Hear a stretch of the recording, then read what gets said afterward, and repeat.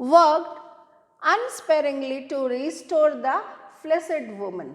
So, finally he started working upon the motionless, the strengthless lady who was been losing her life, and her pulse were also been going down, heartbeat was also been less, and the body was been also losing the warmth. So, he just opened an ampule, glass ampule, just by one stroke, and he took the syringe, filled it with the medicine, and finally he gave that medicine to her so that she could revive out of her state. Okay. He swung round in his skirt sleeves, his hair sticking to his damp brow. Now, he was also been sweating because of all these things which were been happening. Okay, and he just placed his sleeves up, and finally he uh, just swung round. Swung round means he just moved around and just pulled up his sleeves so that he can find out his where's the child. So, he was been looking for the child now, because now he has already given the required treatment to Suzanne Morgan. Okay. Where's the child? The midwife made a frightened gesture. She had placed it beneath the bed. Now, finding that boy to be boy to be a useless still child, she just placed it casually under the bed. Okay. And when doctor asked, she was been very much frightened with that she has placed the child under the bed. Okay.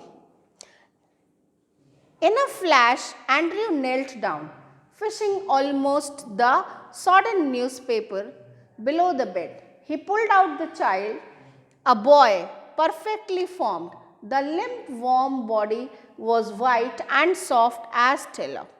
The cord, hastily slashed, lay like a broken stem. The skin was of a lovely texture, smooth and tender. The head lolled on the thin neck, the limbs seemed boneless. Okay. So, what he found, that the child, he just knelt down means he was on his knees, and he searched for the boy in those newspapers which were being placed under the bed, and he found that boy, and the child was being a perfectly formed child. There was no deformity in the child. Okay, the body was being white because it has lost its warmth. It was not pink and red, it was pale white colored skin. Okay, and it was soft. The hard fat of animals being melted and used to make soap and candles. So, actually it was been as tallow, means the body was been like soft like a grease which was being extracted from the animal. Okay.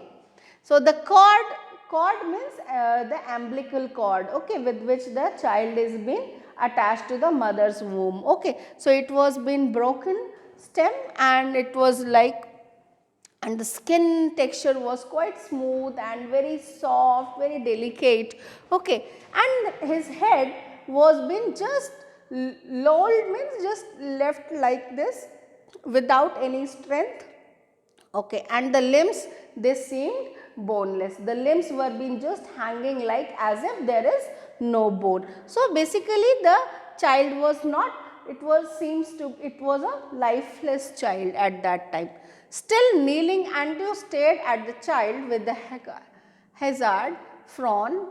The whiteness meant only one thing: asphyxia pallida.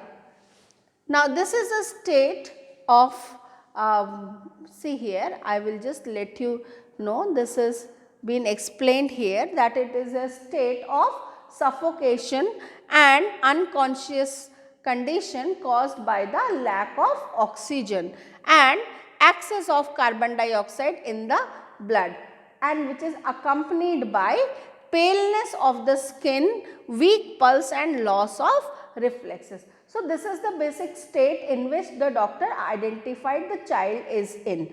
Okay. Now, when he found, he diagnosed the exact situation of the child, and his mind, unnaturally tense, raced back to a case he once had seen in the Samaritan to the treatment that had been used. Instantly he was on his feet. So when he saw that child to be suffering from asphyxia, he just recalled another case which he attended at Samaritan. So there he had gone through to face that situation previously also. So he just recalled that treatment and he decided to go ahead with that. Okay. What he said, get me hot water and cold water. He threw out to the nurse, and basins too, quick, quick. So what he asked, that he needs quickly 2 basins, basins means tub like big containers, and he wanted hot water and cold water. Okay. But doctor, she flattered her eyes on the pallid body of the child. So, see, the nurse was very doubtful that what this doctor wants to do. There is hardly any hope. It is a stillborn child. Okay. Quick, he shouted. So, his command was very firm and he was asking to make these arrangements very quickly. Snatching a blanket, he laid the child upon it and began the special method of respiration.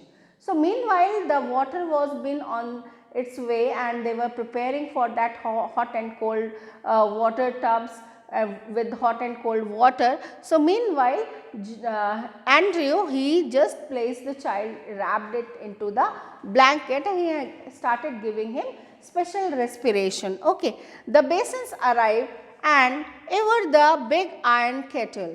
Frantically, he splashed cold water into one basin, into the other he mixed water as hot as his hand could bear.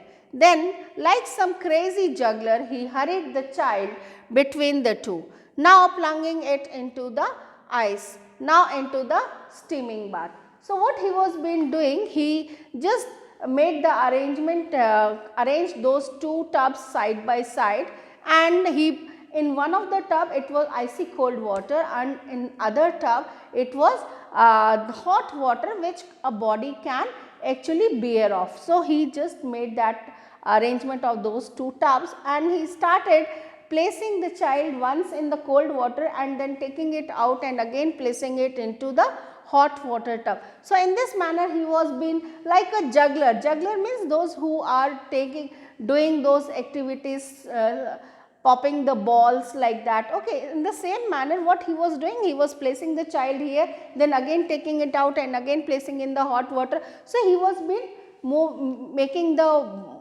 boy to be dipped again in once in the cold water and then in the hot water. Okay. So, in this manner 15 minutes passed. Sweat was now running into Andrew's eyes, blinding him. One of his sleeves hung down, dripping. His breath came pantingly, but no breath came from the lax body of the child. So, it was been now 15 minutes that he was been into that activity of placing the child into once into cold water and then into the hot water, and then too he was been totally sweating. The sweat was running down it was coming inside his house, eyes, and he was not able to see. Even his sleeves were also been hanging down and they were been into the water. Okay. And he was been panting, means he was been taking losing his breath, but taking very fast, he was breathing very fast. Okay, because he was into an exertive exercise of doing that, but still the child's breath was not been coming back and the child was not responding up till now. Okay. A desperate sense of defeat pressed on him, a ragging hopelessness. He felt the midwife watching him in stark concentration.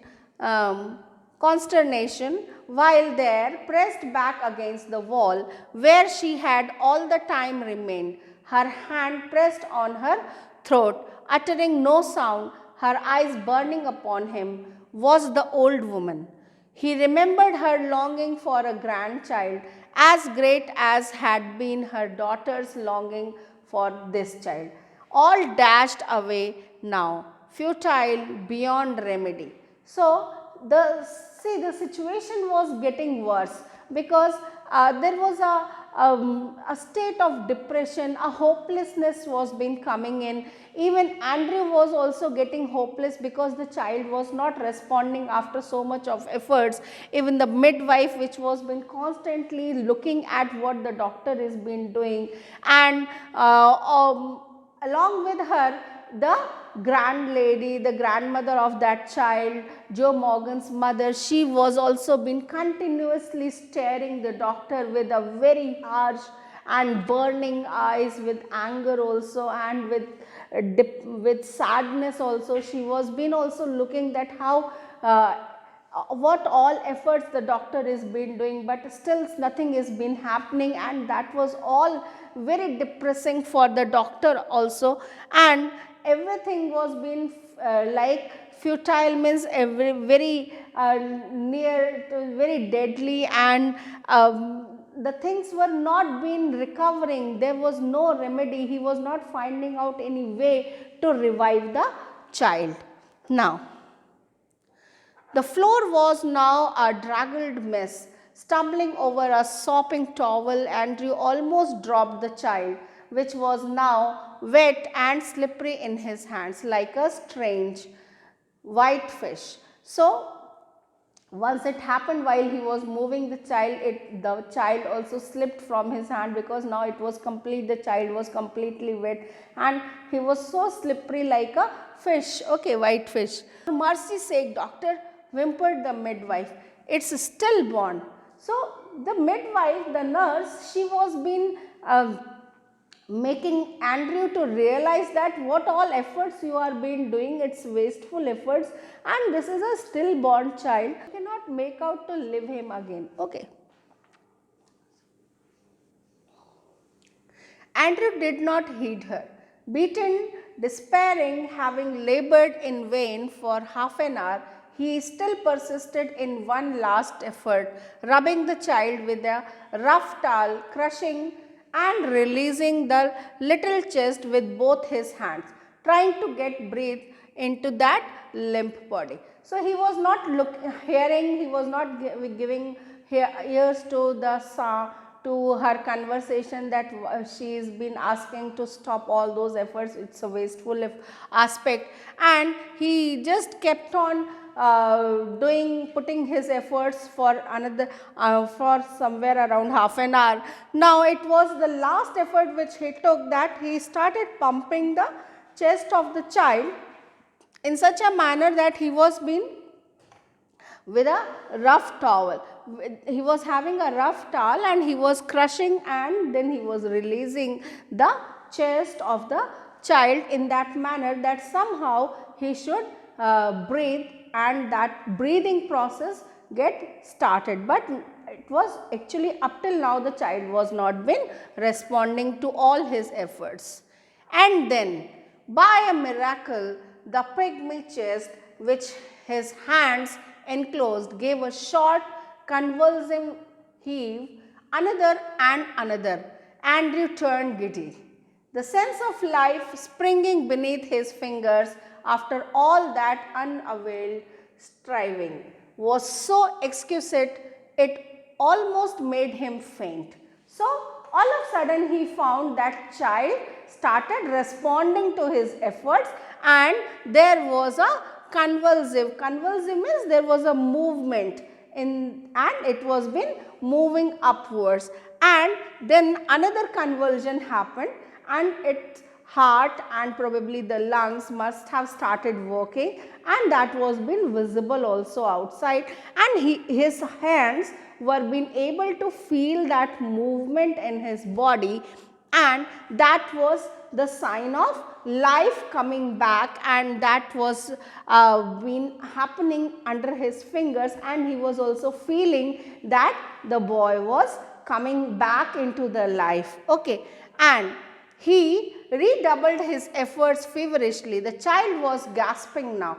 Gasping means trying to breathe, okay, deeper and deeper. So it was trying to breathe deeper and deeper, and Andrew also started making more efforts on his chest. Okay, a bubble of mucus came from one tiny nostril, a joyful, iridescent bubble. The limbs were no longer boneless. The head no longer lay back spinlessly. The blanched skin was slowly turning pink. Then exquisitely came the child's cry. So finally the boy started breathing, and there was a bubble of mucus. Mucus means a very sticky material, that liquid which was been there inside his complete nostril. It came out of his nostril, and the blockage was clear, and now it was been breathing. So now the body started regaining life. His limbs were not just hanging round like boneless, and they also gained the strength, and the skin also turned pink, because now it has got the breath was coming, and the blood started flowing and circulating. So with that, what happened is the child's body started turning pink, and now it was not white as a pale, and now all of a sudden, at last, finally the child started crying. Now with that, it was a very elated moment. That Andrew was also been very happy to find that child was been coming back to his life. Dear Father in heaven, the nurse sobbed hysterically. It's come alive. So the midwife, she found that the child was been now responding. Now the child is back in life, and she was been very surprised. She was thanking the God, and she was been announcing it loudly that, see, the child is back. It has got life now. It is breathing. It is alive. Okay. Now Andrew handed her the child. He felt weak and dazed. About him, the room lay in a shuddered litter: blankets, towels, basins, soiled instruments, the hypodermic syringe impaled by its point into the linoleum, and the ever knocked over, the kettle on its side in the puddle of water upon the huddled bed. Mother still dreamed her way quite through the anesthetic. The old woman still stood against the wall, but her hands were together. Her lips moved without sound. She was praying. So what was the condition of that room? It was been totally a big mess. All the things were been lying here and there, or the kettle, the pots, the basins, and everything was been, the syringe, the injections, everything was been lying in the mess. And there the lady Suzanne Morgan, she was also been under the effect of anesthesia. She was on her bed, and Joe Morgan's mother, she was been just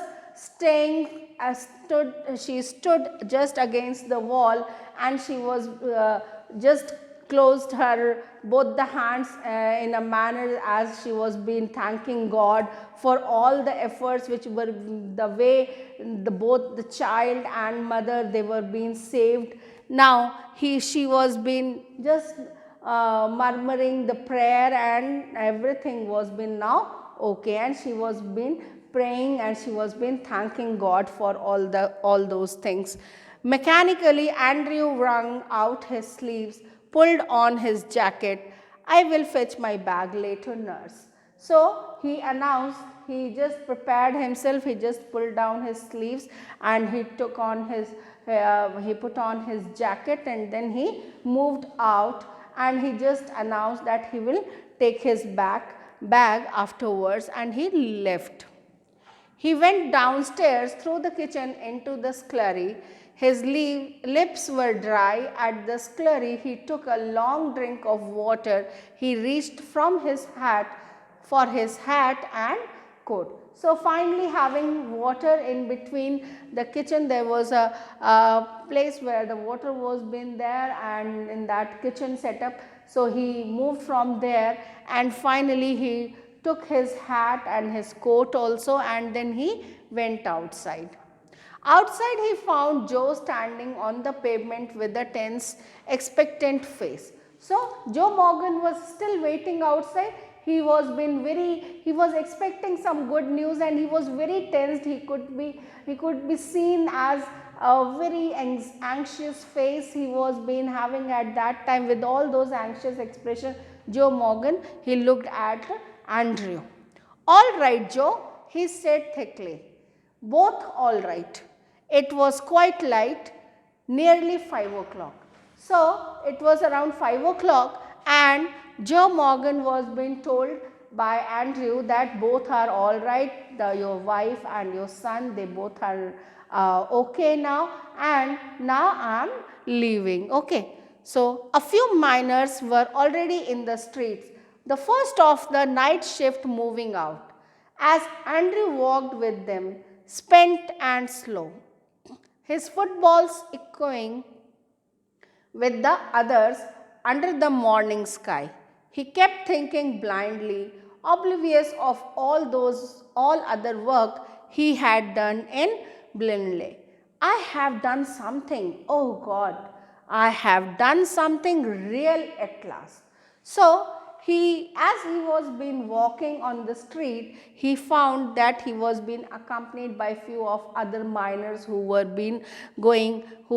coming back from the night shift, and as he was been walking, his foot balls, he was been the hit footfalls means that as he was been walking, the sound of his foot was been coming, it was moving back inside his ear, and he was been thinking of that what all up till now he has done as a medical practitioner, and today all his efforts with he was been very happy and elated, and he was been very satisfied with all his efforts that he has done, and he was been thinking that now today he has really done something substantial, some aspect, something what he has done is really of good credit, and he is been feeling